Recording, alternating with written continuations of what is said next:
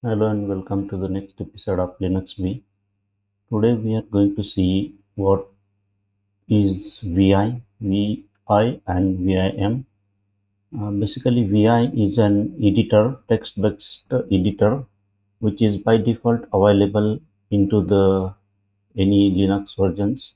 So if we see here, if we type VI, it opened one editor. So and if we see the what is VI, we can see that VI is a text-based editor. So, but if we see VI has a certain limitations, so that is where it comes one improved editor, improved version of the VI, which is called VIM.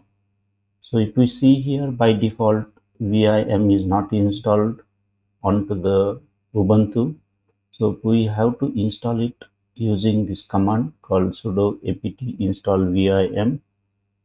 So if we type it, we can see how to install vim.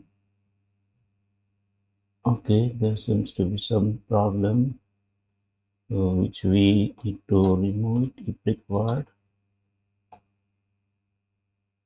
Okay, and now we can see we can install